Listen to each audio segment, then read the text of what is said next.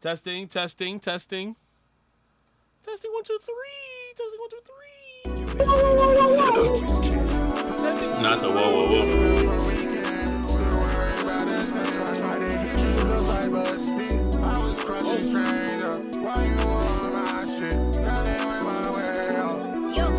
We live. We are live. Hey, what's good? We out here, you dig? yes, sir. What it is, you feel me? I want to welcome everybody to the pilot episode, the theory crafted, the hypothetical episode, our episode 0. Yes, sir. Of the Big 3 podcast. I'm here. It's me, PESO Pete, aka Shiny PESO, aka Fleet Captain, aka Zaza Master, and I'm here with two very, very professional and well-renowned individuals. I'm here with Diggs the Prophecy. You already know, bruh. It's your boy Diggs, aka your waifu's favorite rapper, aka Digital Draco. You know what the fuck? Yup. And I'm here with my boy, classes in session, Professor Kuro. What's poppin', y'all? How you doing? It's Mr. I know all, I see all, I've read all, and I'm back to tell you it's double lit. Yes, sir. I got Moroccan chocolates. Don't fuck with me. Don't fuck with him. Don't do it. Popping for the chocolates is crazy, bro. But we here, bro. But we here. It's a new segment. I mean, we've been talking about this for like a little minute now in the cut. Facts. We had to get everything together, get all the looks right. You know what I'm saying? But essentially, not just us being the Big 3, but You feel me? we aim to represent 3 major topics throughout the series of this podcast, and we'll be going through them in the order that they're presented as our subtitle too. So if you look back at our starting soon, our Big 3 is music, manga, and culture. Now, obviously, for those of you scared, my anime onlys, my anime watchers got real scared when I said the word manga. Obviously, yeah. It hurt. It hit deep. Obviously, we will be talking about some anime stuff. It's just anime, manga in general, but manga just sounded better. It was alliteration with, and we already had the M with music. I was like, this sounds better. It just fit. It just Anime rolls. is just It rolls manga better, that bro. moves. You That's feel what me? I'm It just saying. rolls better, bro. It's just Come on, guys, moving lock books, in. bruh. I mean, but my question to everybody is, are y'all ready? Because we gonna be talking our shit. I'm just saying. Maximum. I mean, you got 3 of the most littest, unfiltered motherfuckers on earth here, bro. Like, Here we say some of the realest. I'm just saying, bro. I'm just saying. You feel me? That's how we get. That's how we do. You feel me? We got all-star cast talking about all-star topics. I ain't gonna say hot topics because We ain't trying to get sued.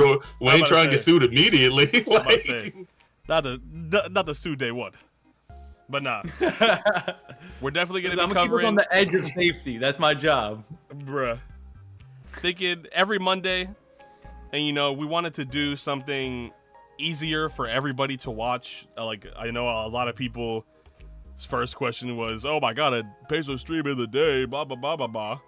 But we are normal humans. We are awake during the day, contrary to popular belief. So we're gonna be doing this every Monday at 3, and we picked Monday because, one, we get to get a healthy dose of info and shit to recap over from the previous week. And honestly, especially recently, a lot of news has been coming out at the top of every week, bro. Every week there's been something. It's been facts. It's been some new anime, some new shit coming out. We're gonna get to it. Trust me. We got hella topics lined up. We're gonna talk about the shit you want to hear. And this is the pilot, bro. If y'all got anything to say, if y'all feeling it, whatever it may be, let us know, bro. We're here to give this a go and test it out. All questions, comments, and concerns, we're here for it. Exactly. And Indeed, plain and simple. With that being said, we're gonna head straight into anime. And you know what I'm gonna start with, bro. It's in the title. You know what I'm saying? You know what I'm saying? Hey, manga readers been waiting for that. Manga readers been waiting for that. You know what we're gonna talk about? We're gonna talk about Sakamoto Days first. Free. Big facts, bro. Free. It's for your enjoyment. All of us are on the manga, right? Yes, sir. I just hit chapter 100. I started my arc a little late. Okay, I'm not gonna spoil anything, but I was just seeing like if you guys have been in it or not, because personally, no, I've been in it. I've been manga's great. You already know. I don't fuck around. Like, manga is me. It's well me. Goated. Like, it's me. Nah, the manga is amazing, and I just want to say, first episode, the opening, I love the vibes. I mean, I'm a big fan of stuff like Gintama and Bobo, like mid to early 2000s, like mid to early 2000s manga, where things were like jokey. You like, I don't know, slightly camp, right? It's pretty interesting because like something like Gintama has a little bit of everything. And I feel like nowadays we're pretty cut and dry. Like you'll just have a little bit of everything, or you'll just Gintama literally has everything. I feel like Sakamoto Days is gonna give like this newer generation of watchers like that same type of buffet. Yeah, I love the dichotomy already of like, bro is just in the convenience store getting some nutrients before he was finna take this hit, and he seen a baddie, froze up, blood froze. He's like, nah, like I definitely agree, especially like I spoke about it the other day. I feel like Sakamoto Days is an instant hit for people because one main reason, it jumps right into the shits. Like for a lot of people, like you get anime like, and we're all One Piece fans, but we know One Piece ain't for everybody because it's a slow burn, especially at the start. Sakamoto Days was on some shit like it was like, hey guys, how you doing? Bullets. Like it was with it, bro. Like frame one. I will disagree though. I think Dadadan is the modern Gintama versus Sakamoto Days, just from how it cycles through genres. I can see where you're coming from. That with like the parody type shit, the goofiness, the slapstick comedy. I can see where you're coming from. But the thing that I love about Sakamoto Days, and as a society, we're perfectly primed for it because it's really slightly comedic Fat John Wick. Like Sakamoto and John Wick have the same number of lines in their series. None. Basically, yeah. And of course, I mean, like it was displayed like right off the bat. But I love the fact that his like the character he's gonna interact with the most, Shin, like is a psychic, so he doesn't even have to say anything. He doesn't have to speak anything. You know, a lot of his voice lines were thought bubbles, and it was just dialogue between him and Shin. And I think that's perfect for his character. They filtered it so well too, like on the mix that the minute it happened in the first episode, I was like, I love how they did that. Yeah, it's almost like another anime that had that like sort of thing set up when it is. I don't know if you ever seen Saikiki, where the psychic dude and you can hear his thoughts. So I kind of feel like it branches off the idea, at least, off that a little bit. No, I can see that for real. Yeah, nah, dude. Sakamoto is shaping up to be great. I don't know. Is it like coming out one episode a week? They're doing weekly drops or every Saturday on Netflix. Every Saturday on Netflix. Okay. Yeah, every Saturday on Netflix. Besides this one, because for the fans out there, I don't know if y'all know, it's been actually 2 episodes this week because one of them got leaked. I was about to say, if you thought you just seen episode 1, you might find episode 2 floating around the net somewhere. I'm just saying. Over there on a Grand Line and shit. Yeah, you know, you're gonna stick around for it. Somewhere else. Set sail. Oh well, so you said sail, you might find episode 2. But that shit is great though. Saturdays, make sure y'all watch that shit, bro. That shit perfect. Is up. Like, do we want to? Now, I mean, I'm assuming a lot of y'all in the chat have at least peeped episode 1. So, now, I mean, I don't think we'll get too spoily on y'all with the shits. Yeah, because like. What I like episode 1, like frame 1 type shit, is that whatever is in this dude's hand is a lethal weapon. It don't matter if it's ice cream, a gun, a pixie stick, anything. Dude, he had the fucking cough drop bag. Bro. Facts going head with the, and then he threw the butter at old boy, bro. I was like, old boy, it's like I'm saying, bro, it's like Smash Bros where you pick up random items and just throw them at motherfuckers, bro. Like this shit is lit, bro. He's crazy, bro. Anything is a weapon to him. Like, yeah, and you lucky he's just not fading you with his hands type shit. Facts. Bro, Facts. the one attack he actually threw with Mitch was just ender for the episode. Right? I was about to say, dude, he threw that one kick, and that was it. Black screen. That's what happened. I'm about to say, He threw good one night. kick and it was just roll credits. Night, bro. That kick was lethal, bro. And the greatest thing about it is, you see, like, it's different from other shows where the guy is muscular and to most people he's hot as shit or whatever the case may be. My man's just in a dad bod whipping ass. Like, With the that's shirt that says crazy shit Slim. about it. With the apron on. The apron does not come off. The apron Bro. does not. He is still at work on the clock beating ass. Like, that is the crazy shit about it, bro. Bro. Like, Nero in chat said Sakamoto versus Toji, who got it for real. Bro. that's that's kind All of. I'm saying is, That's kind of. No cursed weapons. I'm about to say, if Sakamoto had a weapon as powerful as like the random shit that Toji's pulling out of his fucking curse thing, like what? We're talking about Sakamoto beating ass with cough drops and number 2 pencils, bruh. You give him the fucking the heavenly inverted spear, he's killing. Or give him playful cloud. It's a wrap, bro. Give him executioner's blade from Maharaga. Yeah. Fucking over, bro. Like, I'm about to say, and he's retired now, so he's not even technically fighting at his peak, right? Like, you know, like what we're seeing. He's 5-year rusty. That's what yeah, I'm saying. bro. If he's he dad bought it up, he's in ramened up. If he was full form, it's an easy pack, bro. Like, no bullshit. It's an easy pack. Dude. Smoking, rolling up, and roll out, bro. Because that's how easy it's gonna be. And this is coming from a Toji fan. Toji's my favorite character from JJK, but that's an easy lineup, bro. I'm sorry, bro. I'm sorry. Yeah, nah. You know, that shit is super dope. Sakamoto, again, make sure y'all check that out on Saturday. The next thing on our docket, and I'll let Diggs and Kuro handle this one because I'm not super tapped in, but it's time for the solo leveling chop up. You already know they was waiting for that, bro. They started out with the. And the crazy thing about that is we go right into solo leveling. It's on Saturday as well, right? With Sakamoto Day. So you can get two of the season's best bangers, if not the best bangers of the year. We'll have to wait until everything else drops. Nice. But you can get two of the best bangers right next to each other, back to back. You can't beat that. Saturdays is finna be lit for anybody who's an anime fan. Damn, I didn't know that. Double the serving. That's nice. That's dope. So, Kuro, I'm gonna leave this. I'm gonna let you kick it off. Episode 1, bro. Talk to me.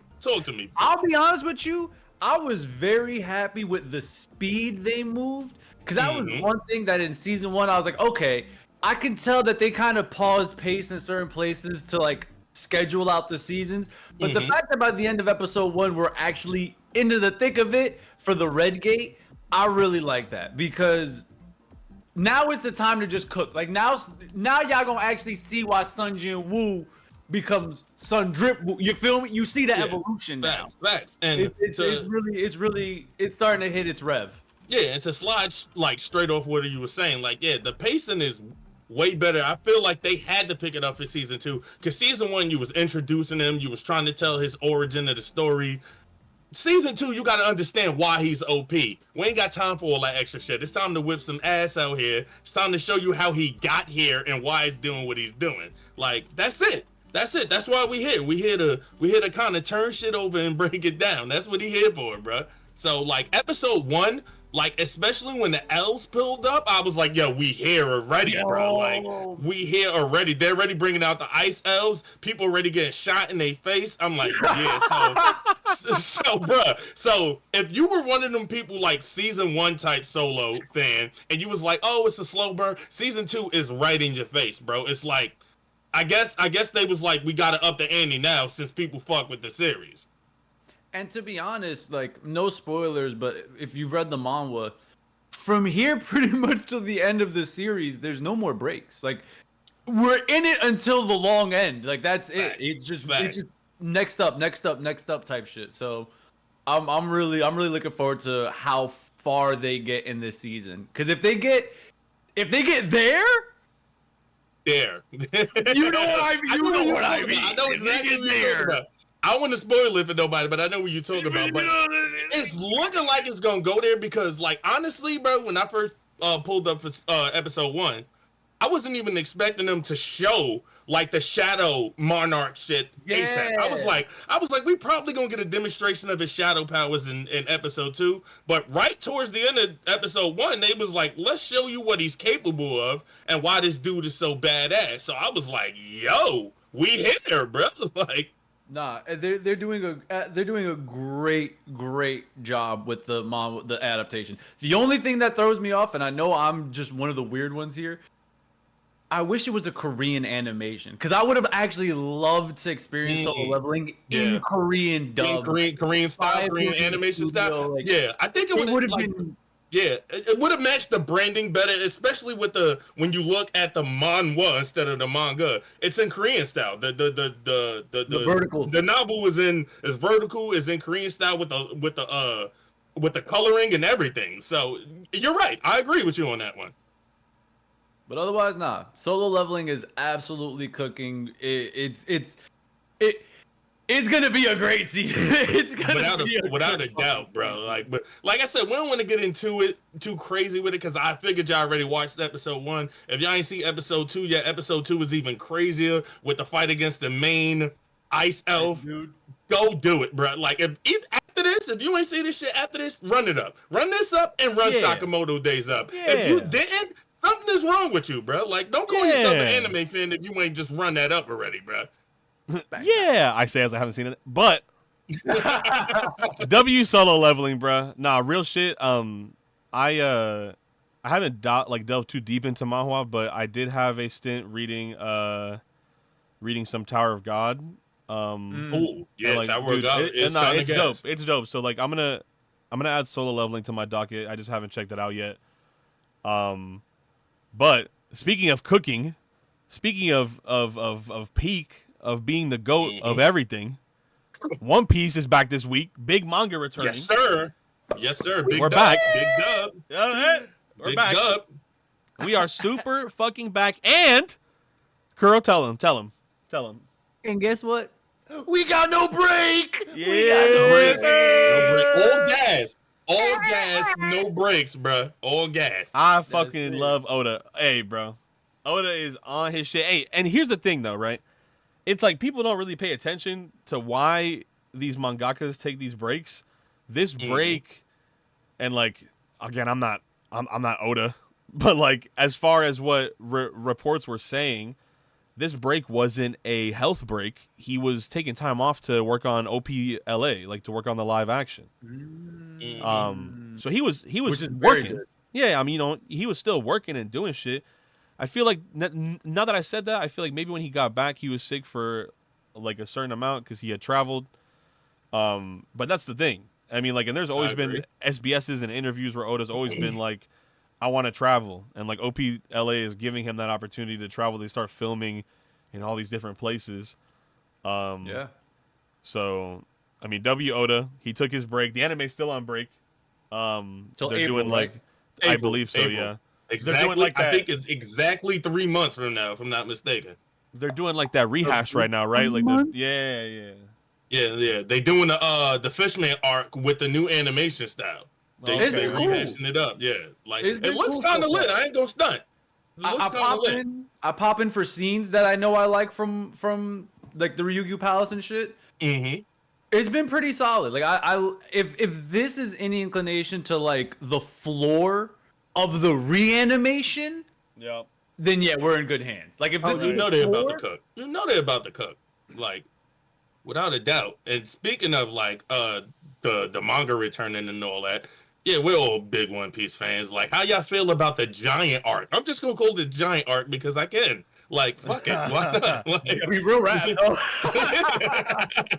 I'm about to say no, like big spoilers. You know, like we won't talk about like what's happening, but like no big spoilers, but they all big. So yeah, But it's like, Just saying, bro. I will say, based off rating, I don't know. It's hard for me to go in on this right now because I'll be honest. Like the beginning of Egghead, I honestly like if I could give my gripes towards one thing Oda does, and I mean there's only so much you can do when you have so many mainline characters in your A cast. Like I dislike the fact that every time we hit a new arc, we're splitting up. Like, my fucking god, every fucking time they're splitting up somehow. And essentially the example I'm giving is I didn't really care for the split up and start of Egghead.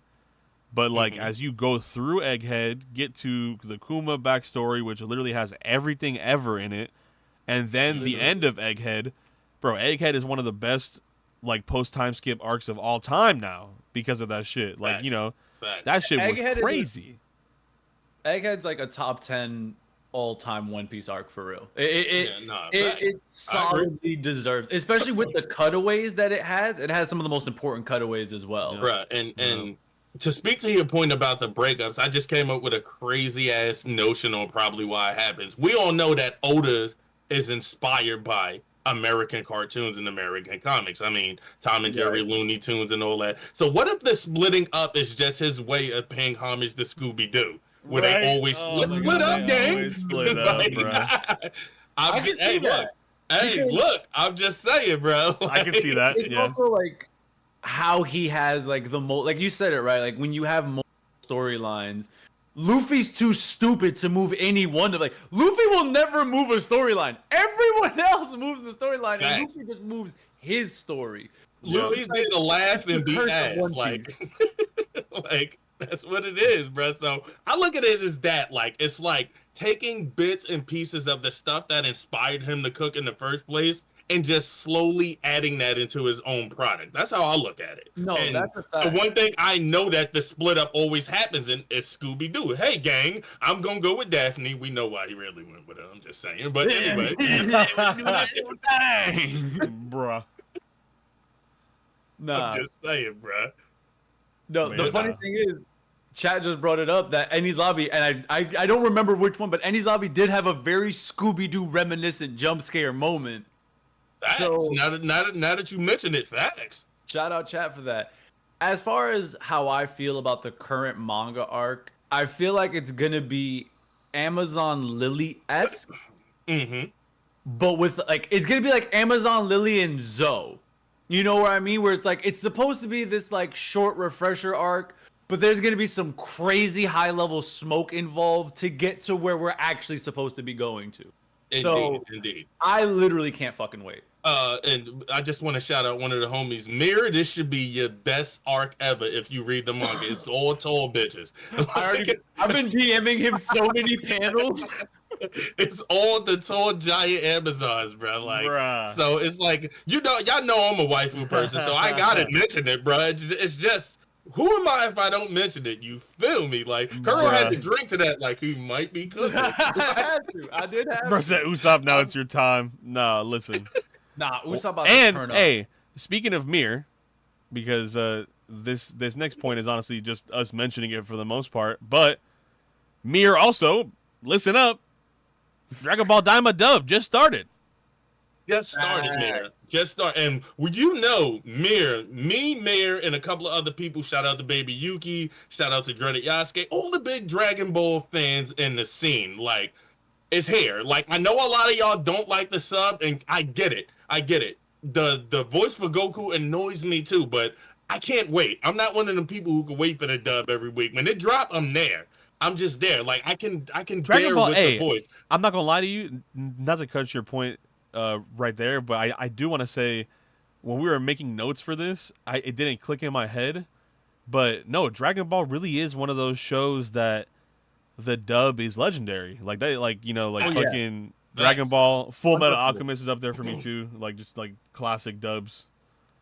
But yeah, now you really do need the dub for Dragon Ball. Damn, I didn't even think about that. You kind of do. As crazy as that sounds, right? We know the dub is the shit that kind of pushed Dragon Ball, at least for us over here. The dub is legendary as hell. I'm surprised the dub wasn't out day one, to be honest, bro. Like, I'm surprised it ain't. Like, I'm surprised, bro. Like, because it's crazy, and especially when you think about like the significance Dragon Ball holds to a lot of Western anime fans. A lot of us, including myself, that's where we started. That was the pickup right there. Like, you seen Dragon Ball on Toonami, or if you happen to have a VHS back in the day, or whatever the case may be, that was your lead way into anime. For others, it might be Naruto, but for anybody like from that early 90s, mid 90s, probably even somewhat 2000s era, your shit was Dragon Ball. Like, and when 5:30 hit, I don't give a damn what you was doing. You could have been bowling, you could have been at the store, you could Dragon Ball hit, you ran in the house to watch that shit. Now, I mean, dead ass, bruh. No, that's true. Because as a avid reader, as someone who watched all of Super Subbed, I'm not watching Daima subbed. I couldn't do it. I watched 6 episodes and I said, fuck this. I want to be happy. I want my Goku. And I had to stop. I know a lot of the spoilers. I love the way Toriyama gave us a lot of moments that we've been needing for decades.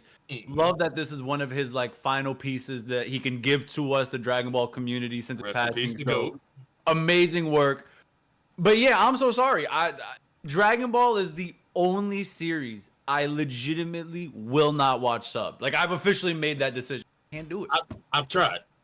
Trust me, I've tried not to watch it sub, but again, I'm a Dragon Ball fiend. I need it. Like, and especially on a kind of somber note, because I believe we've lost a lot of voice cast, anything involved with Dragon Ball. And I believe a couple of days ago, the voice of Cell also passed away. So RIP. Dude, I did see that. Also, real quick, Miss Peso, thank you for the tier 1 52 months.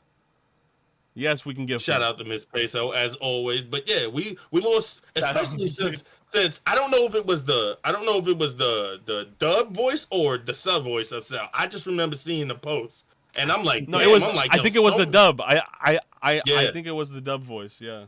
And if it is, the dub voice for Cell was gas. Especially if we talk about Perfect Cell, don't get me wrong, Form 1, bro. He just, bro. We all been through hoods. Form 1 sound like when you walking out the store, hey nephew, let me get $1. Like, that's what Form 1 sound like. No more throat lozenges. Dead ass, bro. But shout out to him. Rest in peace. I mean, all the best wishes to his family. Truly goated person in what he did for the series. Bless up, big homie. I mean, you'll forever be remembered. That's true. Sorry, I had to. I'm done. Nah, but hey, real shit though. Shout out to that shit. Our next point on the anime docket is, oh no, Blue Lock. Oh my god! Oh no! Not the freaky Diddy soccer player. Dude, he was sitting there like, you gotta put no allegations. He's not a freak. Crazy, right? But oh man, Blue Lock. Kuro, go ahead, bro. All right, so and I'm gonna let Kuro do this because Kuro was on the TO handling business when it came to this shit. So talk your shit, Kuro. So look, I'm gonna talk about Blue Lock a lot, and I'm gonna talk about it fast. All right, number 1, none of us fucking needed that episode Nagi movie. I'm so sorry. Save the budget, give me season 2, but all of it cooked to perfection. All right. That's big facts number 1. Because when you look at episode Nagi, great movie, but guess what? Unnecessary. We could have gotten episode Nagi now, and that shit would have been really peak, and we would have had a season 2 to be proud of. First half of season 2 was dog water animation wise because there was no animation. Dead ass moving PNG. It wasn't, bro. It but really was. I understand why that was the worst part of it, because let's be honest, that was the part of the season no one cared about. I'm a manga reader. I forgot that part of the season existed when they were figuring out the rankings for the U20 match. Yeah. Once they got to the U20 match, look, you gotta struggle a little bit, all right? There's growing pains. You gotta go through the bumps and bruises, as they say. But once you get to it's not even a spoiler, but once Baro starts cooking, that's when the animation starts cooking. And when you get to the end of the season, Blue Lock might have one of the best animated episodes in anime of the year, and I genuinely mean that. No, I agree. 2 episodes of Blue Lock were some of the highest quality animations I've seen, and it just makes me more upset because it's like, if we had this all season, the conversation would have been, is it Daima or is it Blue Lock? Instead of what's up with Blue Lock, and then let's talk about Daima. Because yo, bro, when you go back to them last 2 episodes, what was it? 13 and 14, I believe it was. Yeah. I believe it was 14 episodes for the season. You go back to them last 2 episodes, bro. Them 2 episodes were not only so good story-wise, impact-wise, and on top of that, visually, it saved the whole fucking season. Like, let's keep it 100, bro. Without them 2 episodes, people probably don't watch Blue Lock ever again because, like you said, the rest of the shit leading up to that was complete dog water, bro. Them last 2 episodes, though, had you like, yo, wait. Yo, y'all could do this for season 3? Can y'all do season 3 like these last 2 episodes? And I'm there for it, bro. Like, I understand. If season 3, like the whole season, gets the end of season 2 animation, bro, fuck watching soccer. Just watch Blue Lock. As a manga reader, the soccer matches are on an absolutely redonkulous level. Mm-hmm. And it's just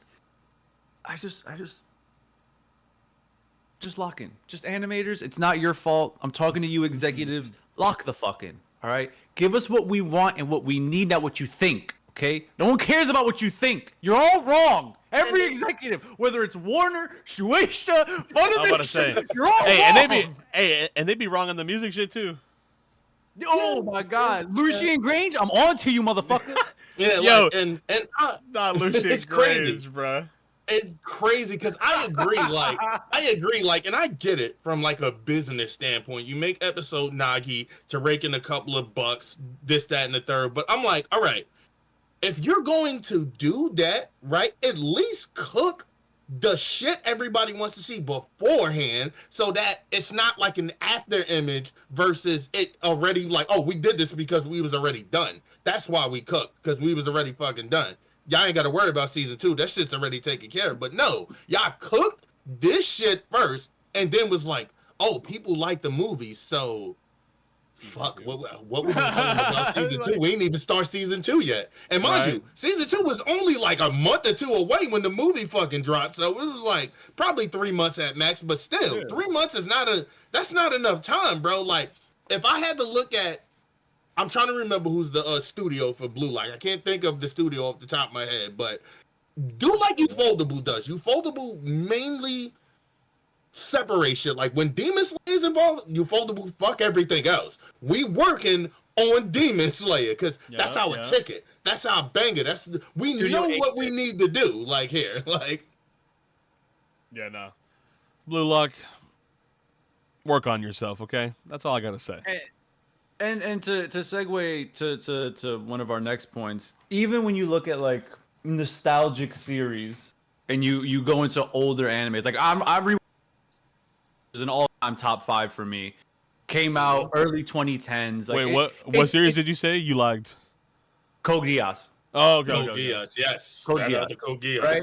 And there's some scenes in that anime that there's not animation, okay? It's very much like you can tell they were like, yo, save budget on this moment. But at least the stick figures were moving. You know what I mean? Like, as long as you give movement, it's fine. My problem with animation is when it lacks movement and it is literally an isolated image just being moved around. That's not animation. Especially for any series that has major motion. Like anything sports, you know it's going to be major motion. Record of Ragnarok. Record of Ragnarok. And that's crazy because when they ruined that shit. They ruined that shit, bro. When you look at how Roar was even better than the first fucking 12 episodes of Blue Lock visually. I won't say it was completely better, but visually, even that dog shit they did for Roar was still better than Blue Lock. Like, that's crazy, bro. Like, fucking god damn. That's why I was scared. Hey, that's why I was scared like months and months and months ago, probably like mid 2024, they had leaked that Netflix had picked up Sakamoto Days. And people weren't sure what studio was going to actually work on it. They just saw that Netflix picked up the rights to run the show once it was ready. So everybody was like SpongeBob in the brain panicking. They were like, not another Netflix anime. Oh, my God. But, hey, that shit was great. That shit was good. Shit, That shit was you're good. safer than I think they us regular learned. Ragnarok fans. They learned. Yeah. They learned from their mistakes. They was like, and I think like some of the other Netflix original animes like Castlevania and The Witcher and all that other type of stuff, it helped them understand like, all right, we gotta cook like this. We can't just go get the rights to some shit, hire some back alley group to do it and be like, hey, they're gonna love this. No, bruh. If there's anything to learn about anime fans, we are some of the worst motherfuckers on the planet when you piss us off. Dead ass, bro. But yeah, no. For that one, again, just pay more attention, spend more time if it's needed. I mean, it just sucks that everything is so scheduled. But like Kura was saying, I did want to mention before we close off like most of the docket for the anime section of the podcast, I did want to say, go back in time and like check out some retro shit, bruh. Like to all my fleet members who tune in Saturday and Sundays when I stream, we be watching Yu-Gi-Oh! 5D's pause is fire. Yu-Gi-Oh! GX is fire. I've been using this, and this is no sponsor.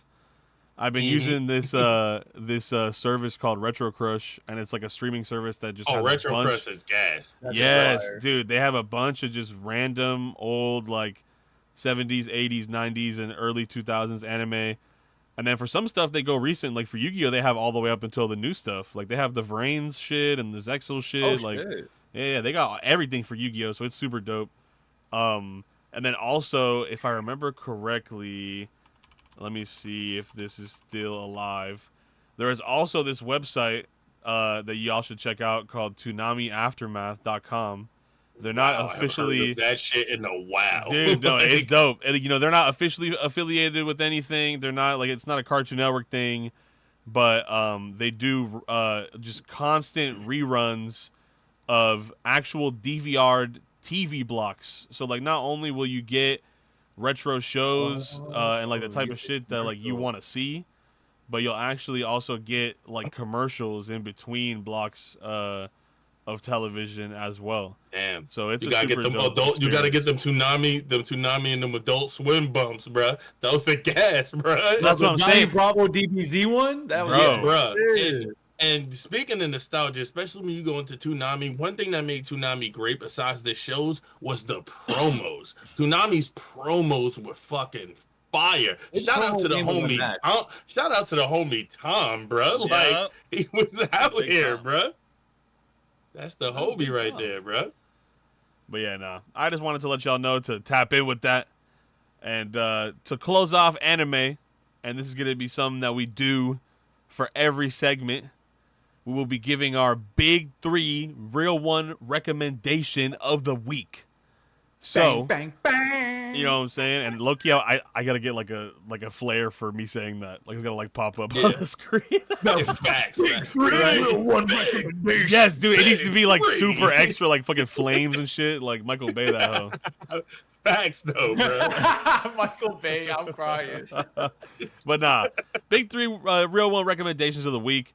As we go through anime, as we go through music, as we go through the culture, we will be here to give y'all some real one recommendations on what we feel like you should be checking out. And like we'll just get into it. My real one recommendation for the week for anime / manga is gonna be is gonna easily be oh my god, it's called The Darwin Incident. Oh my god. It's a manga. Shit, yeah, it's a manga that's like relatively new. When I had first checked it out, there was barely any translations of it. Like I read like a super shitty translation. But like, oh my god, I'm not even gonna tell you anything about it. It is just like anything I tell you would just spoil the experience of going in blind. Just The Darwin Incident. Oh my god, go check that out if you haven't seen that. That shit is tough. That shit is crazy. Okay, now I've seen it. Like I've seen the title pop up in. Yeah, I've seen the title and the fucking cover pop up in my recommendations. I have it bookmarked, So no, I mean I'll get to it eventually. I just got Please. other shit. Oh I'm my currently God, Diggs. reading. Diggs, let me tell you. Oh my God, you're gonna be sitting there, jaw dropped. You're gonna be like, "What am I reading?" Like I was just No, like, I got "What you. I is got this?" you, bro. I got you, bro. What are you? I got you, fam. Oh my God, I never seen no shit like that. That shit threw me for a loop, man. Okay. I guess I'll go right next. Then next, I'm picking a favorite, and it's one of my favorites, and I'm also stay in the manga type shit. You got season 3 of One Punch Man coming soon. Pick up the manga. Pick up the manga. Read the monster arc, and if you pass the manga, if you pass that arc, the monster arc, read the current arc. This shit is crazy. On top of that, the art style is just fire. One Punch Man has one of the greatest art Right? styles in manga, in my opinion. Which No, is crazy dude. because the original webtoon was horribly No, I was drawn. literally gonna say, Diggs, bro. Wicked. I'm not reading One Punch Man, but let me tell you, that is the manga that I'll see the most of when people are like gassing up panels or like gassing up like crazy art.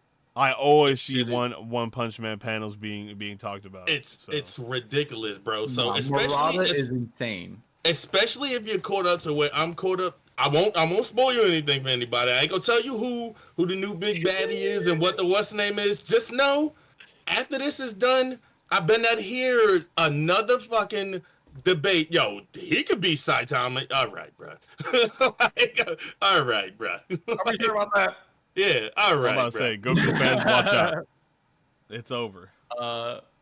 As for my recommendation, I'm gonna break script because they went double manga, so I'm gonna go anime, and I'm gonna recommend Undead Unluck. It came out last year. Season 2 is on its way. I feel like it came out when a lot of other like Conquer, Tokyo Revengers was wrapping up, so it didn't get as much shine.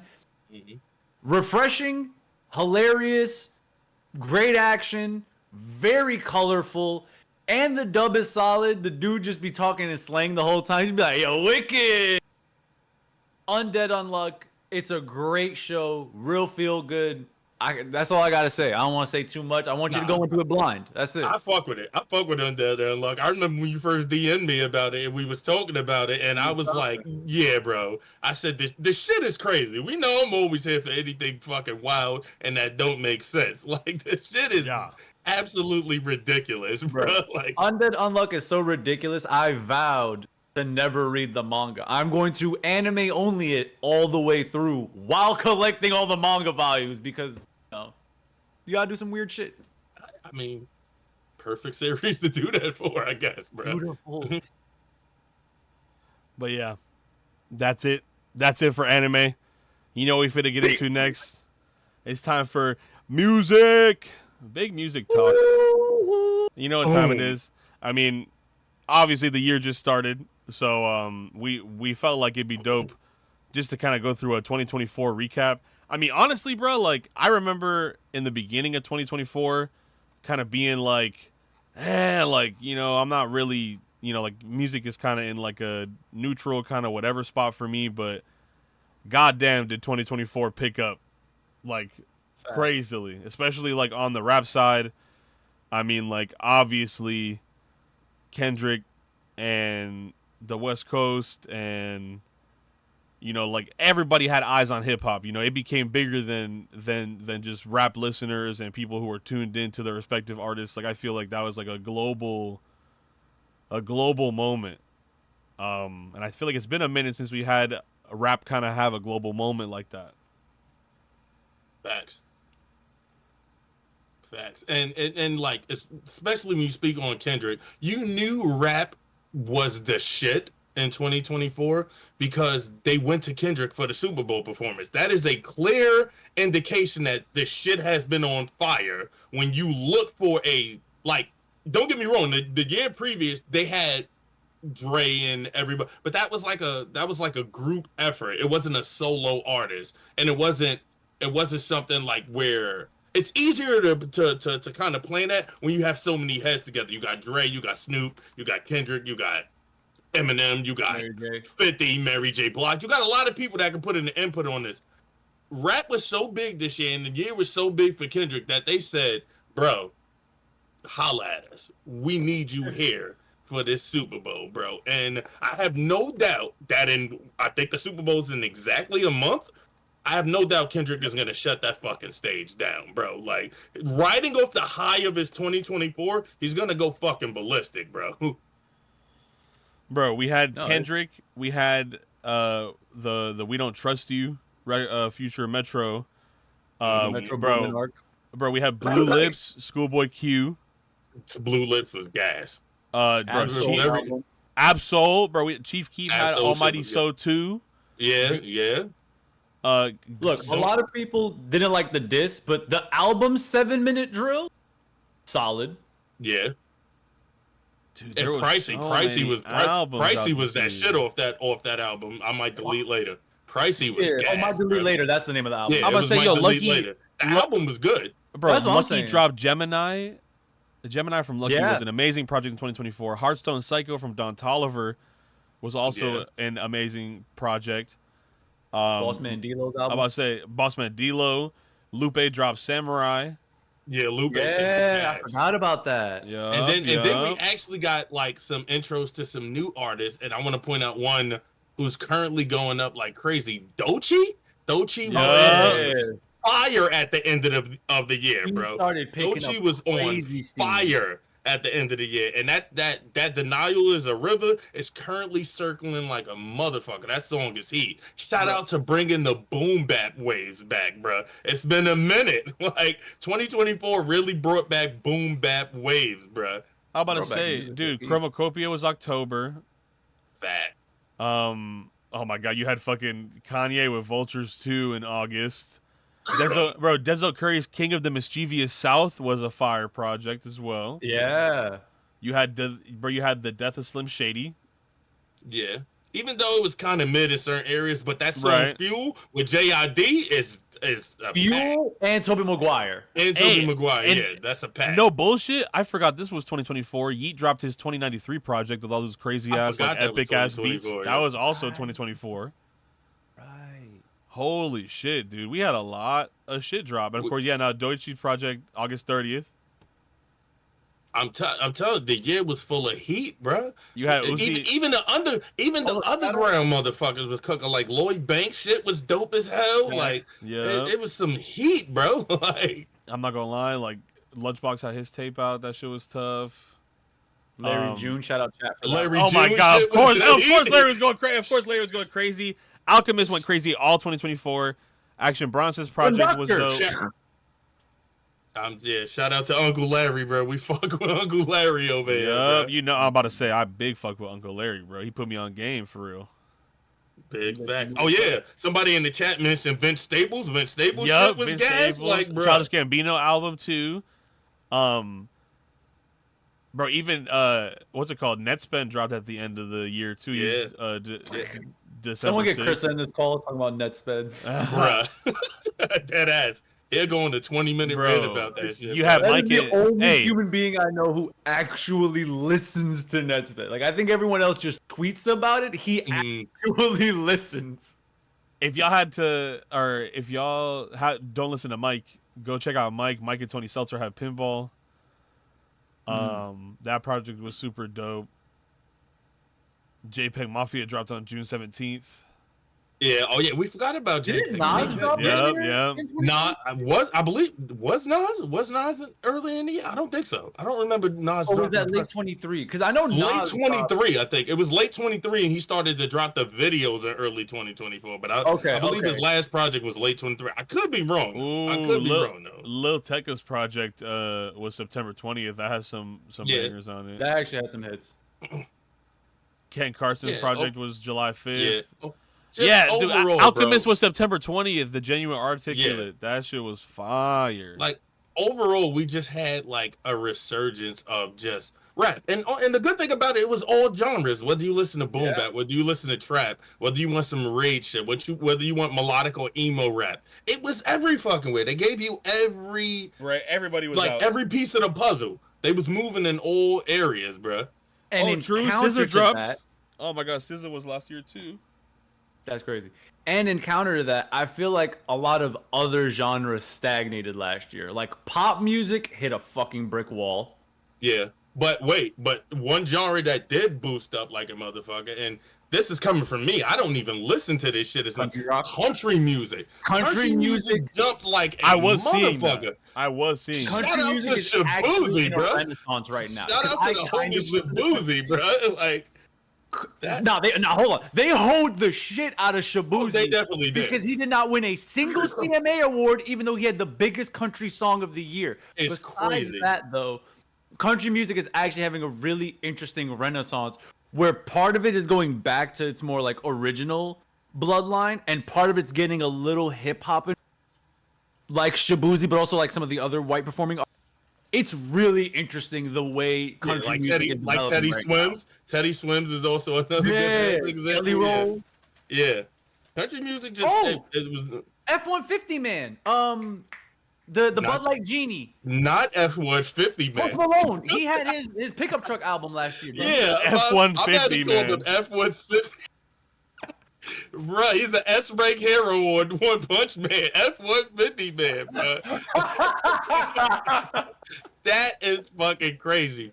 But as I lean into our next segment into music, the biggest thing in music, and let me just get the pause out the way now, was beef. Like, beef was the biggest thing in music. Pause again. Like, but the diss tracks, the disrespect, the talking shit, it was like, we all know Kendrick and Drake and all that, but Drake was the Royal Rumble by itself. He was stone cold in 97 when he came in the ring and everybody wanted to smoke. It was so like the dissing and disrespect and hate was so big in 2024, it leaked into 2025. That's how crazy it was, bruh. But we gotta thank Nicki Minaj for trip slipping and falling on her face for starting that shit with Meg Thee Stallion, because we would not be here. That fucking diss track with as we talk about diss tracks, one of the super trash ones was that shit Nicki dropped. Oh my god, that shit was ass. Ass. Probably, fuck a diss track. That's probably one of the worst tracks I've heard in my life. Like, in y'all opinion, name some trash ass standouts of last year. Like, I want to hear what y'all think was like, we talking about what was good. You can only get the good with the bad and the ugly. So tell me what was bad and ugly in 2024. You feel Drake me? using AI. Oh my god. Shit, that might be the worst one. That might be the worst one in my opinion. Bro did the not a fan of that. unthinkable. He committed a musical taboo. I couldn't do it. That shit was kind of crazy, bro. Like but do we really expect Drake to try to not be Drake? Not be Drake? Like, don't get me wrong. I fuck with Drake as an artist, but as a person, that motherfucker is corny. Just all around corny. So he's going to do corny shit because that's what he does. You feel me? Facts. We can't deny that. But like I said, it's just.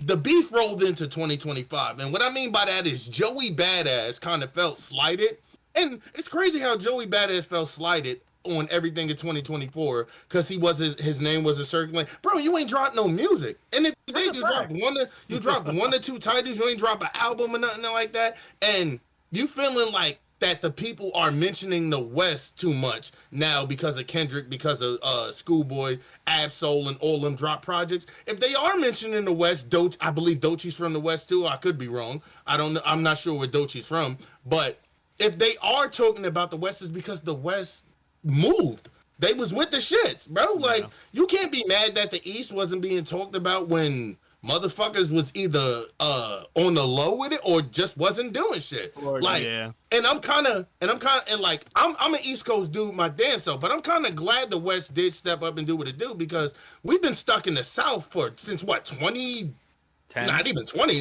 even before that. Like, I want to say 2008. I was about to say 2008, 2010. Yeah, we've been stuck in it. So it's glad that another region just was like, yo, let's put some shit back in the air, bro. Let's get some new. I wouldn't say new waves, but it's new waves to anybody who's not familiar with the West sound, the Bay Area sound, the fuck. It's new to y'all. It's not new to us. We hear this shit all the time. but it's new to y'all. So Joey Badass feeling slighted in that regard, and I can understand if you had a problem with Kendrick. Speak it on wax, bro. Don't speak about the West, because now all the West artists are like, bro, you realize who you fucking with? We ain't about none of this bullshit. We'll really beat your ass. Like, Yeah, no, I mean, for me, it's just like, I think the other side of that entire point you were getting at is like, not only is it just a move for the West, but like, it was just a move for hip hop in general. I feel like there was no step. Like, I mean, I'm also East Coast bound, but it's like, I feel like there was no stepping on toes. I feel like that was a general move for rap. You know what I'm saying? Yeah. I felt like it was bringing the spotlight back on everything as a whole. And I mean, to be honest, like, yeah, like, it's very West Coast centric, but like, hip hop culture runs deep there. I mean, you got everybody. I mean, people want to talk about the West Coast sound, but got like a Tyler the Creator song in their playlist, and it's like, bro, where you think he from? Where you think so and so from? You know, like, they got sounds from all over. So it's like, dang. you just was hating. Like, and I fuck with Joey Badass. Joey Badass is like, especially when it comes to rapping, Joey can rap his ass off. It's just that move shows me that, and I kind of gotta agree with something somebody else said. It seems like he needed something to roll out what he trying to do. Maybe he's working on an album or something, bro. So you needed something big to get your name back in the fucking, like, in the circle. So he was like, let me just fuck the West. So, and now everybody talking about him. So it's like, it worked. It worked, but bruh, did it work good though? Because now you got a bunch of West artists, and it's not bum ass West artists. It's motherfuckers who can really rap on your ass. Like, Daylight responded to you, and we know Daylight can That's spit, a problem. Like, That's not a good day. yeah, like even though Daylight chose with his diss, he chose it to be on like the kind of the side where, like, let me talk to you real quick and humble you. I'm not gonna diss you. I'm gonna just warn you that we not to be fucked over here. Like, we not to be fucked with. So, but you got people of his caliber that feel some type of way about you saying it's too much West Coast dick licking, because that's literally what the lyric was that Joey said. Wait, so it's like, he actually said that, bro. Like, he actually said that, bro. That's actually insane. But I To follow up with more things from 2024 that we hated in history, there's only one way for me to say this. Can they stop forcing dead people to release albums, please? And thank you. The posthumous albums, yeah. Let me jump in. If the album was already worked on while the artist was alive, cool. If you just put a bunch of shit together, yo, Kuro, listen. yeah. Too much West Coast dick licking. I'm hearing niggas throwing rocks, really ain't shit sticking. Cause if we talking bar for bar, really it's slim pickings. I rap like I draw pentagrams and kill chickens, nigga, fuck around. You know what I'm saying? That's like the point everybody's been quoting. That makes sense. So it's very much just like I'm relevant. Hi. And he's rapping, but it was like, bro, was this really needed, bro? Like, the shit sound fire, especially over the Conductor Williams beat, over the slow boom. I fuck with it. I fuck with it. But at the same time, what's the end game here, bro? Like, are you just trying to start friendly fire, like friendly competition type shit? Or are you really on some, like, I'm trying to bring back the Pac versus Biggie shit? Fuck the West Coast. Like, what's the end game here, bro? Like, this shit is just weird, bro. Like, I didn't get it. So it's like, I don't know, bro. I don't know. But as far as that goes, I believe that's really it music-wise from last year. We got into all the albums and all that other shit. We touched on a lot of this stuff. It's too early in the year to talk about music as far as, like, I guess we can give y'all some of the jams that dropped in Nerdcore so far, but it hasn't been many because a lot of people are, like, they're still stirring the pot, trying to figure out what they want to do. They're still in their creative bag. Like, guilty as charged. Yeah, so it's like, of course, you had a couple of people drop. You had Dizzy drop the solo leveling shit. It's a couple of drops. Yeah, it's a couple of drops, but it's not enough for me to get into my bag with talking about it yet because I feel like people are still taking that 2-3 weeks, sometimes a month rest that people normally take at the end of the year for holidays. People are just coming back off of that and getting into their creative bag. So I'm gonna say, but now that solo leveling is in his bag, now the Sakamoto days is it. Prepare for some nerdcore drops. That's gonna be heat. Like True. that's all I'm gonna say. That's all. It might be from somebody in here, but I don't know. We don't know yet, bro. We might cook up something. We don't know yet, bro. Like, But yeah, no. Sure. That's basically what we wanted to talk about for music. And of course, just like the anime segment, we are gonna end our music docket with a Big Three Real One recommendation of the week. Real One recommendation Of a song good, bro. or album that each of us think y'all should check out. Diggs, you want to go first? Yeah, I'll go first, and I'll circle it back to the fucking dissing. When it comes to the Joey Badass shit, one of the best responses to him, and in my opinion, the shit was just gas, is Ray Vaughn from TDE. He cooked this motherfucker. The track is called Crash Out Heritage. Run that shit up. That shit is fire. He cooked. And not just cooking in the talking to him way, he really came for his neck. Like, he was like, bruh, stop disrespecting my region like I won't slap the shit out of you. Like, he came for this dude's neck, bro. Like, trust me, run that shit up. That shit is gas. Facts. Oh, that's Curl, you want to go? Yes. Not necessarily. Oh, actually, this song is from 2020. Artist I discovered in 2024 that Wale the Sage. He has a song called Beautiful Madness.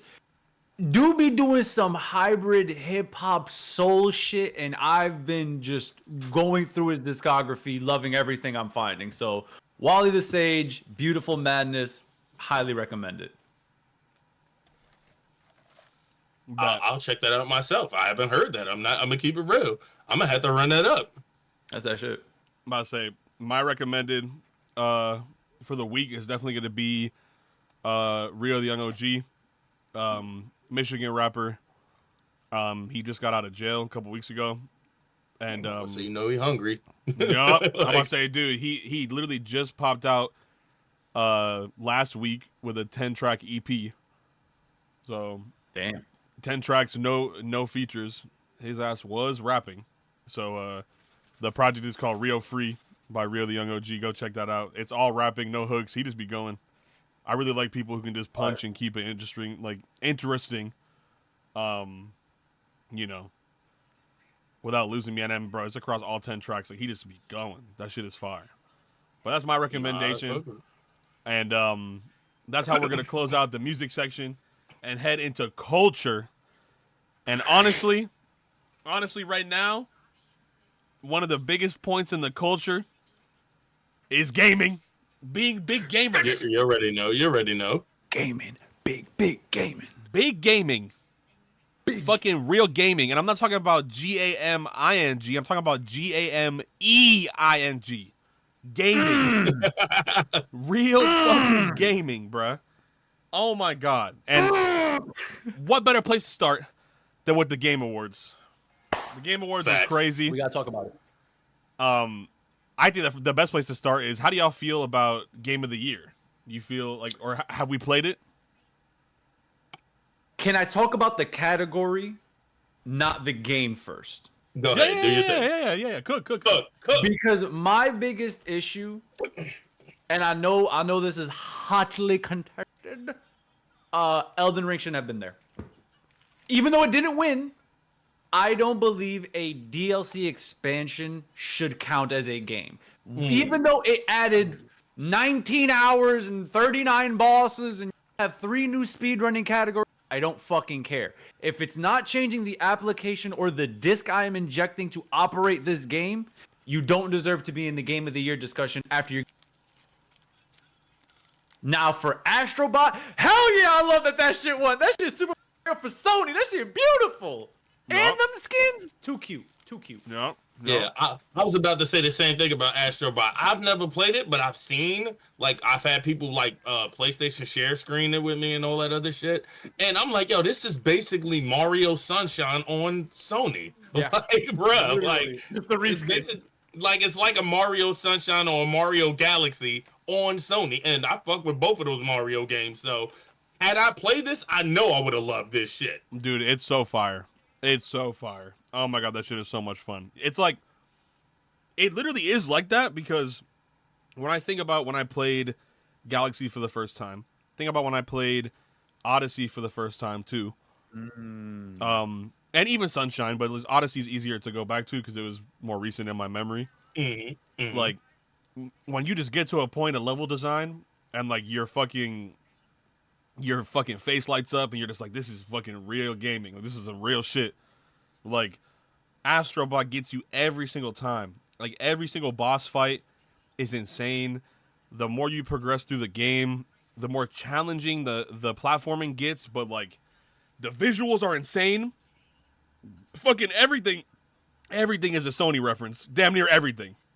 Literally. It's so Yeah, crazy. I seen that in the trailer. Like, Bro, it is insane. And I'm a big person on like branding and like, you know, brand cohesion and having things tied together and all the above. Astrobot definitely hits those marks for me. And I do want to say that I also agree and disagree with the DLC point. I will say I feel like I agree more on the take the DLC off the Game Awards nominee list for something like Final Fantasy Rebirth. Cause like, but then again, I just have a lot of friends who've played Elden Ring and they've said like, oh no, but it really does feel like a whole new campaign or this and that, which like, I get it, but like, I do definitely feel that way for FF7 Rebirth being there. I'm like, bruh, like, why does that shit have to be there? For expansion?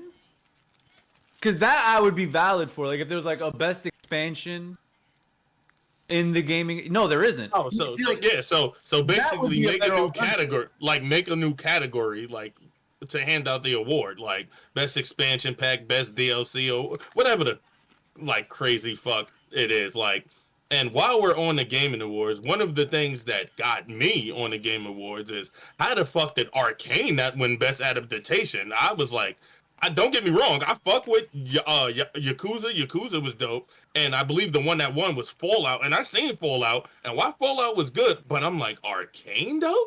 Like, really? Like, You know? this one? I don't know. I feel like, and like, it's crazy to say this going into the, you know, the year of our Lord 2025, but I feel like sometimes if it's not anime or it's not something super prolific on the production side, and when I mean prolific, I mean like akin to things like Wallace and Gromit and like, you know, traditional classic animation stuff. Like, a lot of it gets overlooked, bro. You know, a lot of it might not be held to that same bar. I know a lot of people have like inherent bias towards like live action, just, you know, being more boots on the ground and taking more to get like 100% legitimate. But I don't know. I'm honestly not as mad about that as I am about the whole DLC debacle, because that at least, hey, Arcane versus Fallout, that's pretty good. You know what I'm saying? Like that's two pretty good candidates. Hey, both those shows. I wasn't really mad. It was more surprised. I'm like, True. Really? Hey, like, I was surprised too. because I mean, maybe it's just because of where we are on the internet. Like, I was hearing about Arcane every 5 minutes. Especially in our circles, we can't escape it. You couldn't like at all, bro. So it was like, and I said, I've seen Fallout. Fallout wasn't bad at all. The show was actually great. It's just that when I compared it to Arcane, I was like, huh? Like, I'm like, go ahead, Kuro. Go ahead. No, because the discovery I just made really fucked my whole mental. The racing and sports game category is owned by a single company. Was it? Think about it. F124, EA Sports FC25, 2K25, 2K25, and 2K20. That's all EA. But facts. But let's cook something real different real quick. Why isn't racing its own category? Like, I get it, racing is a sport, but at the same time, racing is way Way more. dynamically I'm about to different say, than bro. like a football, basketball, baseball. It's the dynamic in racing is totally different, and it's like this: when you get basketball, football, soccer, baseball, they don't call these shits by those names. They just say it's a sports game. You don't call a racing game a sports game. You call it a racing game. Yeah. That's why it should have its own category. What I'll add here, as confirmed super lover of all racing games, it's like a weird distinction that corporations make too, where you have real racing games like the simulation stuff, like like iDrive and Assetto Corsa and Forza Motorsport, not Horizon, and like those to me feel like sports games. Those, that is competitive driving. That's real driving. But like stuff like anything from fucking Need for Speed, Burnout, Midnight Club, Dirt, Mario Kart, anything, right? You have like arcade racers, you have hybrids, like Forza Horizon is a pretty good example of like a hybrid where you have realistic cars and like pretty decent like car physics, but it still handles like an arcade racer. Yeah, what's the other one? Asphalt? I believe it was Asphalt. The phone. Yeah. Asphalt was peak on the phone. 9. Bro, I'm playing Ridge Racer on my PS Vita right now. That game is fire too. That's lit. And then all of your kart racers too. Mario Kart, Crash Team Racing, Sonic Team Racing, all that other crazy shit. Yeah. Like it definitely needs to be its own category going forward, in my opinion, because it like I said, the dynamic is just way too fucking different than a different sport. Like I get it, and I agree with your point, what you said, like shit like F1 and all that feels like a sport. Mario Kart does not feel like a sport. It just feels like you fucking up your friendships. That's all it do. That's all it is, bro. Like, no, that's funny as hell. I agree. But speaking of games, right? For the Sony fans here, like, I hope y'all know y'all get 3 free games, or at least 3 free games every fucking month from PS Plus. I hope y'all know that, because I feel like a lot of people don't pay attention to that feature from PS Plus, and you be missing out on free shit to play. You feel me? Bro, dead ass. Get your freebies. I'm telling you, it's gonna be in our docket every like first Monday of the month. We're definitely gonna talk about it. Just like Dig said, if you got PlayStation Plus, if you just pay for online on your PlayStation, not even like the bougie one, just the normal one, you get 3 free games every month. And it's not like a rental or you only get it for that month. It's saved in your library as long as you're paying for PlayStation Online. You have every single game.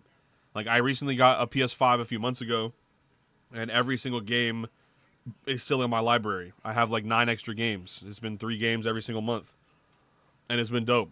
And the 3 games for January 2025 are Need for Speed Hot Pursuit.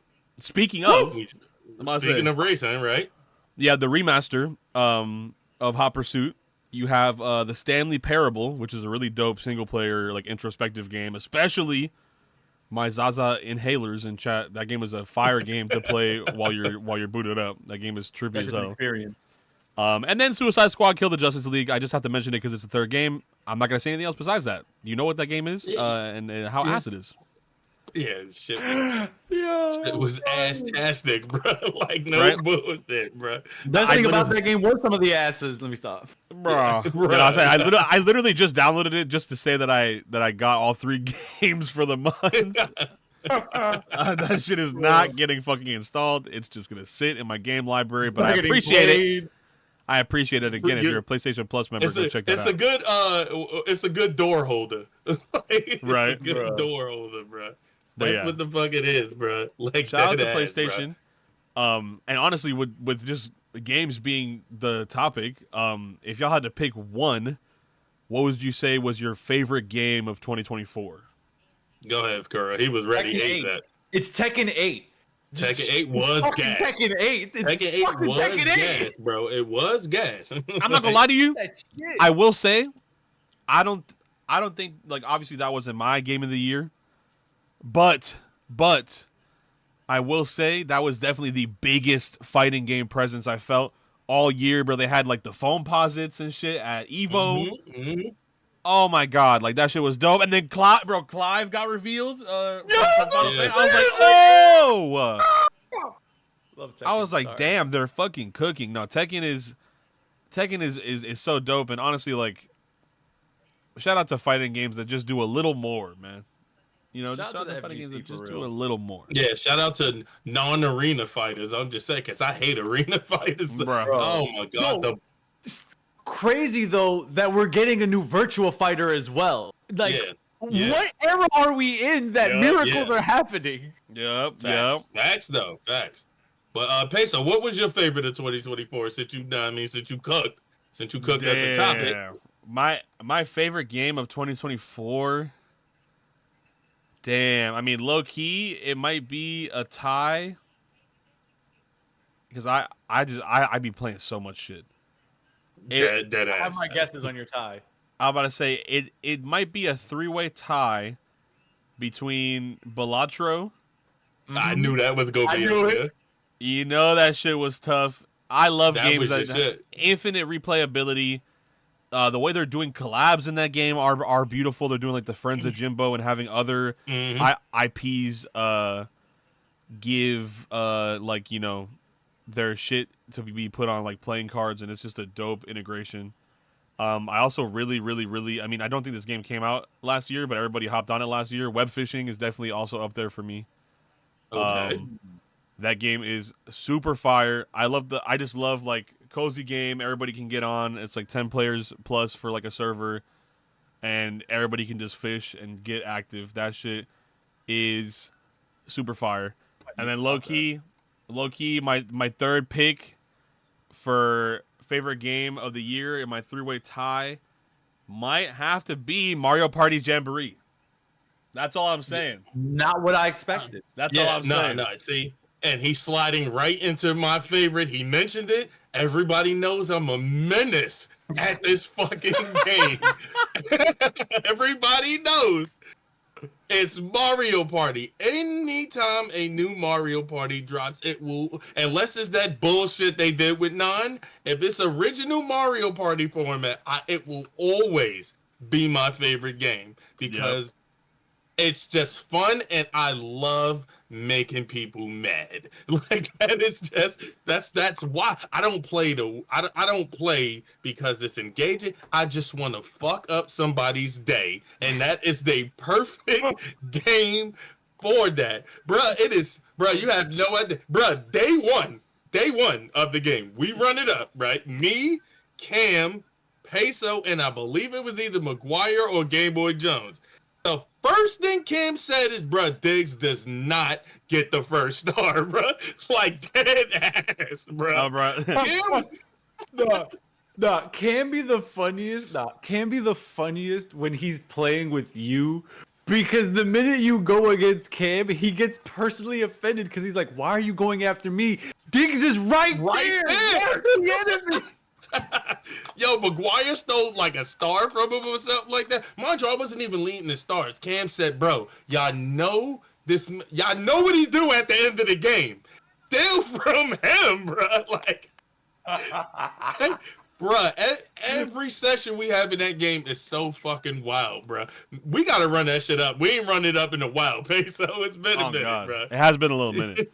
I've been playing with some IROs, so that like I get some games in every now and then, but yeah, I've been running it up with Shara in them, but I ain't running it up with Cam Jones. It's been a minute, like. yeah. But hey, with that being said, I'm gonna get us into our next topic in the docket. Gambling. I'm just kidding. Gambling. Because my parlays, I would have lost them because I really was banking on Cookie Run Kingdom being one of your games. Damn. I lost my foot. I lost my parlay, bro. I'm Mario. Definitely lost that one, bro. Cookie Run Kingdom is up. I mean, my thing is Shadow Milk Cookie didn't come out until 2 days from now. So now that my favorite character is getting in the game, shit, 2025, we up. 2025 There is you there. go. See, I was gambling on the future. I'll hit the jackpot soon. I see. Nah, but I did want to give like a slight CES recap. It was an technology / like electronics expo that took place last week. Because I feel like just it was in California. Okay. Just to give some backstory before we get into like the actual next topic. CES had a bunch of crazy shit. They showed off like the new Nvidia cards. They showed off the 50 series cards with pricing, with the lowest 50 series card being like 549, and the most expensive one I feel like being like over 1500. Hell no. And then like they said the lowest. They like, and like I'm not too sure about this comparison. Like me and everybody on Twitter has been saying the same thing. I need to see real numbers before I judge this statement fully. But they were saying that the lowest rung of the 50 series cards will have equatable performance to the 4090, like the current highest 40 series card. But again, I'd like to. So that being like that card only being like $549 is not bad. That's a hell of a steal, honestly. But that's what I'm saying. But we need to see these. I'm trying to see these readings. You know what I'm saying? I'm trying to see. Yeah, I want to see the actual efficacy of it. But a lot of cool shit like that was getting revealed. PC companies like Lenovo were revealing their new handhelds moving into next year. There's been a lot of like PC companies making handheld devices to compete directly with the Steam Deck, which was made, in my opinion, to compete directly with the Switch. And there was hella Switch 2 leaks at CES. There was a third-party case manufacturer by the name of Genki, who, now mind you, besides Genki, there was a couple other case manufacturers who had 3D printed mock-ups of the Switch 2. They had probably seen it, or they got like the dimensions like via like graphic render and 3D printed it to showcase their cases. But Genki themselves had a promo video rolling on a monitor behind their setup and in a glass case, like actual plastic mock-ups of the newer Joy-Cons in like what would be supposedly the new Joy-Con grip on like this like third-party charging stand. And like in the video, it documented how the Joy-Cons remove from the console like now, and it showed like a fully rotating 3D render of the Switch 2 in like the Genki case, and it basically confirmed a bunch of older Switch 2 leaks. So like we have improved ventilation, we have 2 USB-C ports on the console, one on the top, one on the bottom.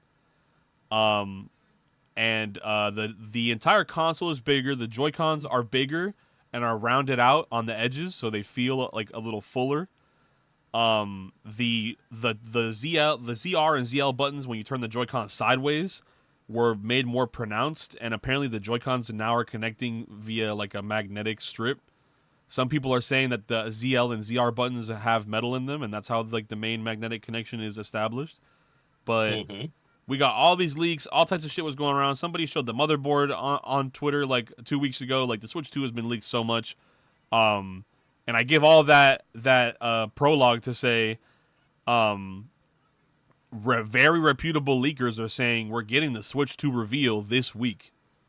People are saying the 16th. People are saying, I was about to say, I heard Thursday. From what I was seeing, I heard this around Thursday. But you know what was crazy? A week and a half ago, like maybe a week and a half ago, 2 weeks ago, the guy who leaked the date for the PS4 Pro said that it was going to get revealed the 17th. So I deadass think it's going to be this week. Whether it's Thursday or it's Friday, I mean, we'll see. But they were saying we're going to get the full reveal. We're going to get a hardware showcase. But they said there's not going to be a big focus on games right now. It's just going to be showcasing the hardware. So I'm assuming there's going to be a new Nintendo gimmick. You know them. I mean, on a lot of the leaks, you kind of notice like an optical sensor built into the side of the Joy-Con now. And it's almost like if you put the Joy-Con flat horizontally on the like your desk and you slide it around with the bottom of the rail, maybe it would function as some sort of mouse-like peripheral. But yeah, I'm super excited for that. I mean, like, I'm a Nintendo fanboy. I'm a collector through and through. I need that shit. I desire that shit. So, you know for a fact I will be live. Like the moment they announce that shit, oh my Frame god, I will zero. be live. Bro, I was already talking about it. Hey, Fnac, the European equivalent of Best Buy, they put out, like, a store manager posted the store POS with 4 different SKUs for the Switch 2.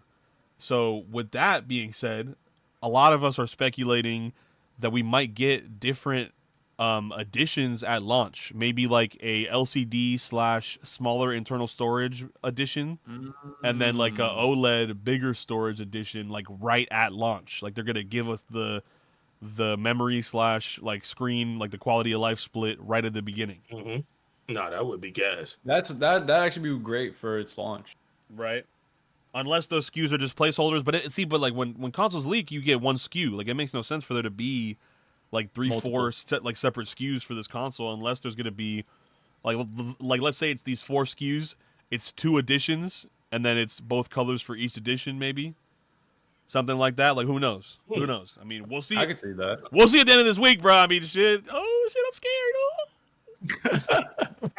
Oh shit. Hey man. Oh, and retail. It's gonna be lit. Retail is apparently 400 Canadian. I mean, I guess this is where the leak came from. They had like the Canadian price, and they were too lazy to convert it. But that's probably like what, like 350, 360 US, something like that.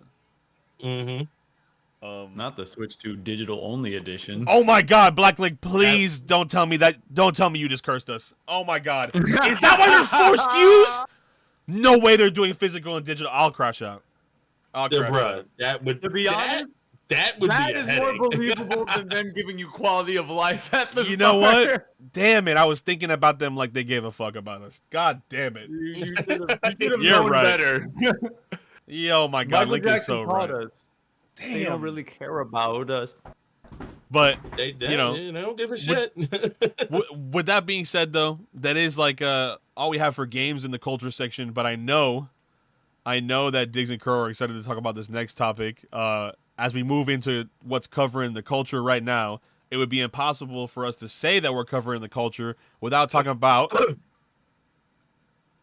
wrestling. You got to talk about wrestling, bro. Like it's without a doubt, you cannot, especially in America where wrestling is like the next biggest thing next to games and anime. You feel That me? is a fact. A lot of us are actually invested in like all aspects of pro wrestling. And the biggest thing in wrestling lately has been easily the move to Netflix, bro. Like, come on, bro. Like, WWE is insane right now. And I'ma just start this off real quick by saying WWE has done something on Netflix that no other brand, no other show, no other series, whatever the fuck you want to call it, has done. There was commercials, bro. Yo, no. Actually, you know what's crazy? Of all the live events that they've ran on Netflix, this was the only one that was at quality the entire time. Facts. The Tyson fight was dropping quality like crazy. Oh my God, Christmas dude. games were dropping quality like crazy. Yep. This shit was crystal clear HD with commercial breaks that fit the theme. Facts, though. Shit was cooking. Facts, though. But now that we talk about that, how do you feel about the first day, the presentation, the first night? Let me cook, cause Go ahead. yo, wrestling is fire right now. Let me break it down. So you got Raw on Monday nights on Netflix, 8 p.m. Eastern Standard Time, baby. I'm a living promo for that shit. That's why you got the jacket on. Is scripting some of the craziest storylines I've like. Dudes are writing genius right now. Mm-hmm. Then on Tuesdays, you got the Junior League, you got NXT. The Rock pulled up to NXT like, yo, y'all keep putting in work. And you get main cast. And this is where I gotta slide in when you mention NXT, because one thing about NXT, and we love to see this, especially me, NXT has the best female wrestling division ever. The 100%. female division in NXT is fire. When I mean fire, I mean all them chicks can wrestle. All them got like a unique gimmick or story to tell, whatever the case may be. And you know the last part, I like bitches back. Like I had to say, the pro wrestling women right now. oh my god, what? Who? I had to say it, bro. So shout out to NXT for putting on the ladies. Do your thing, girls. You know I'm here. To wrap your week up, you have Friday Night SmackDown, which they did the smartest thing with Netflix getting Raw and SmackDown being the only main cast program that's still on cable television and like broadcasted on TV traditionally. What they did was super smart. They let SmackDown be their hyper live show. So like now, if somebody runs up and they start beefing on stage in the middle of a SmackDown, the producer walks out and says, "Fuck all this noise, y'all fighting tonight." Like they had a 4-way battle royale challenge Tiff for the world women's title. And literally Tiff is like, it's Tiffy time. She's doing her whole mic thing. Nia Jax, Naomi, the EST pulls up. And Shania pulled up and they're like, actually, you know what? Instead of y'all talking shit, run them ones and whoever wins fights her. And I'm like, that's genius. Yeah, no, So that's you have live scripted, you have hyper live unscripted, and then you have your developmental league. Wrestling is in a, not even a renaissance. That shit is peaking right now with space for more vertical uplift. Up these to the max. So my next question is, Netflix wise, favorite match on day one. Oh, I'm gonna go story oriented. That Roman Reigns solo Sikoa Tribal Rules Bloodline. That shit was gas. That shit was gas. Wrestling is live action anime, y'all. Yeah, Lock in. Wrestling is live action anime. That shit was gas. And that shout, and although that also was my favorite match, I gotta shout out Rhea Ripley because she. 100%. It's just good to get her title back because it's just good to see her have the title because you know she finna fucking go off. You know she finna go off as the champion and all that other shit. So it's good to see her. It's good to see her build the story. I mean, the Undertaker shit was random, but hey, shout out to Taker. Now I'm pulling up like because one is WWE first night on Netflix. They gotta bring all their like biggest. What I mean by random is the way they chose to use him was so random. I get having him there. He's one of the most well-known legends of all time. I get that. It's just he just randomly came out during it was random as shit, but I fuck with it. So I think they low-key trying to say that she's the female Undertaker. And honestly, like the way she held her title before, she does have the aesthetic, sort of. I wouldn't say fully, but she does have the aesthetic and the gimmick, sort of. So yeah, I give it the whole show out. I give it. At the lowest, I'm giving it a B+. At the lowest, I'm giving it a B+. That shit was an A. I can't lie. Because I'm saying if I had to give it a low score, it's definitely I'm not going no lower than a B+. Like because the CM Punk, Seth freaking Rollins, them motherfuckers were throwing real hands. Like they do not like each other. Like like some of those hits was not like pro wrestling hits. It's like no, I hit you. No, that shit was kind of gas. No bullshit. So it's like I can't wait to see day 2 Netflix tonight, bro. I'm not even bullshitting you, bro. Like, really cannot wait. Speaking of tonight, tonight is also an NFL playoff game, and the playoffs. It's the last wild card game. Yeah, it's the last wild card game. So next up on the ticket, we got to talk about the playoffs, bro. Know what I mean? Because again, if we're gonna talk about wrestling, we got to talk about other sports, and the biggest thing in sports right now is the NFL playoffs. So, me and Kuro are huge football fans. So, first things first. A lot of them games was landslides, bro. Let's be. We knew the Ravens would. We knew the Ravens was gonna pack the fuck up. Like we knew that like bro, once you seen play one, I don't think it was play one, but it definitely was in the first drive where fucking Derrick Henry just stiff arm. I said, yeah, it's over. I said, he's stiff arming like this on the drive one. I said, it's over. I said, y'all can't stop him on drive one like this. It's definitely over. So we knew the Ravens was going to pack it up. And shout out to the Steelers. They made a push late. But let's be honest here, bro. The You wasn't Steelers, doing nothing. they lack the offensive firepower to keep up with the Ravens. And when you lack the offensive firepower, as good as the Steelers defense is, if they're on the field too long, you just tire them out. Ain't nothing you can do after that. Especially against Lamar Jackson, who fucking doing the annexation of Puerto Rico back there running. So it's like, I don't know, bro. Like, this shit is crazy. Shout out to anybody who's seen The Little Giants. You know where that reference comes from. You know.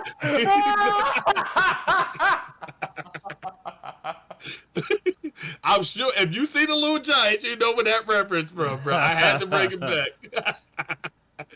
Oh man, I'm gonna let Kuro talk about the next game or the first game, the Texans versus the Chargers. Kuro, tell me about it, bro.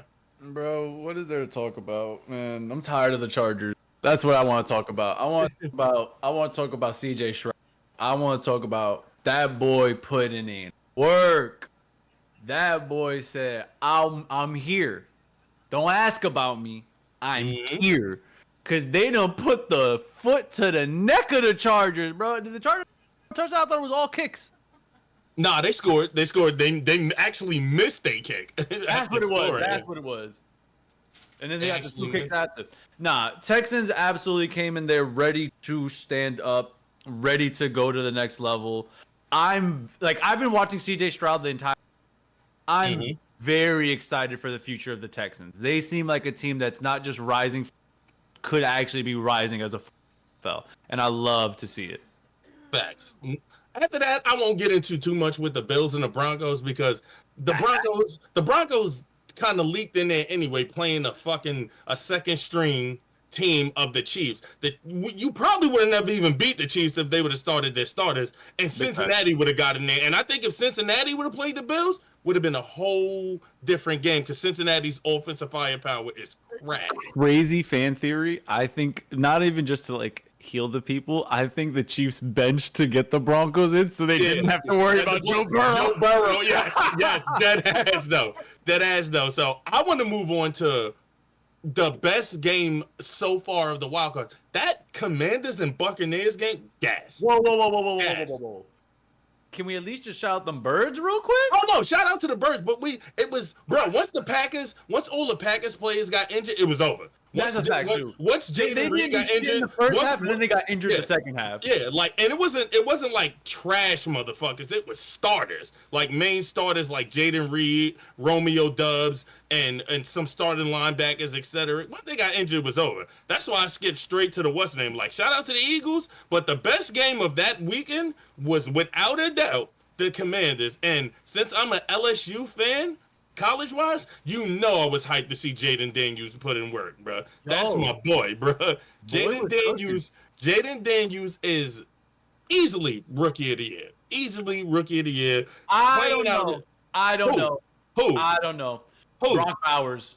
Brock Bowers is nice, but again, remember, he's record-breaking. Most receptions. He's a quarterback. No. When you break a receiving record, not a tight end record, receiving record as a rookie, I don't give a fuck how good you are as quarterback. I broke a record. I understand. I'm talking about the NFL, though. All they care about is quarterbacks, bro. Listen, bro. So Jalen's gonna get that shit, bro. Jalen's gonna get that shit easily. I'll put 5 on it. I'm just saying, bro. I see it as that. And tonight, like we said before we slid into the segment, tonight we have the last game of the wild card, which is between the Rams and the Vikings. Should be gas. We ain't gonna get into it because it ain't shit happened yet. But it's running up the same time as Raw. I'm running up both. I don't give a fuck. That's how I operate. You feel me? You know what I mean? And it's actually perfect because this brings us to kind of the closing of it, because one of the big developments with the Rams Vikings is that it's technically it's an away game for teams because the Rams had to leave. They're not playing in SoFi Stadium tonight. They're playing in the Raiders Stadium at the Sunshine Dome because of the fires that are currently ravaging LA, spreading across California right now. Yeah. And we want to take a moment to actually just give space to that because it's been affecting so many people, and so many people that we're close to are in LA or in that greater region. So we want to take a little time for that. That is very especially when you look at like the financial portion of it. They said that shit might be somewhere around like $50 billion the damage is causing. Yep. Bruh, that is a crazy ass amount of guap. Bruh, like we talking crops, property, land, everything is getting fucked up, bruh. Like dude, everything is bad.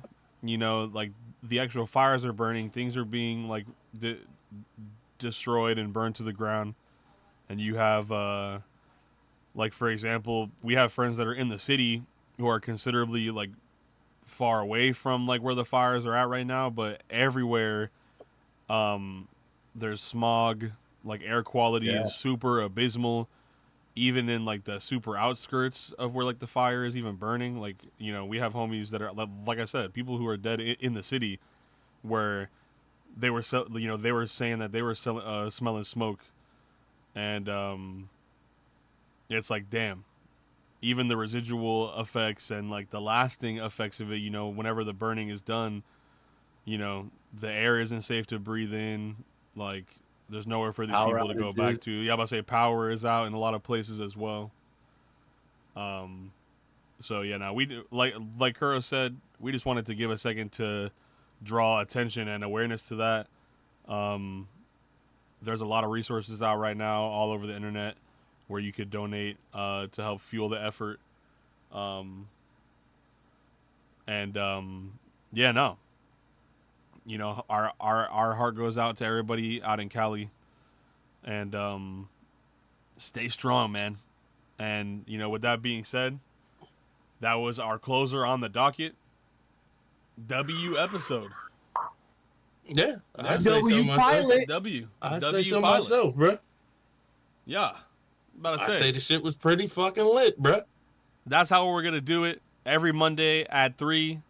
You know, I will be joined by the great duo of homies, Diggs and Kuro, and we will just truly begin to it, filling y'all in on everything music, everything manga, everything culture, and I think it's gonna be fun. I think it's gonna be lit. Without a fucking doubt. You know what I mean? Yeah, sir. The crazy shit is we ain't even got everything we want to do yet, and we still cooking. Like, y'all don't know what the fuck is really going going. We haven't even gotten to the ritualistic sacrifices. There's so much fun waiting for us. So much shit to do. It's so much shit to do. Y'all got the breakfast sandwich. Y'all just got the egg. It's just an egg sandwich. Sample platter. You got the sample platter today. It's a fucking sample platter, bro. Know what I mean? But thank everybody for tuning in. If you pulled up from Twitch, if you pulled up from YouTube, if you watching this some other way that we don't even fucking know, then hey, shout out. Whatever. If you ain't even watch it live and you gonna watch it later, and you hear me saying this now because you watched it 3 hours later, shout out to y'all too. Whatever way you consume this, we fuck with it. That's basically what I'm trying to get at. You feel me? Appreciate you. Yeah. Very much. And like for my normal Twitch viewers, we ain't got no raid or anything lined up. We just finna clip it there. So again, appreciate everybody for pulling up. Everybody who was watching us handle biz. And like I said, we will be back next Monday, man. Catch y'all. See y'all soon. Big 3 Monday Madness. We out. Yeah.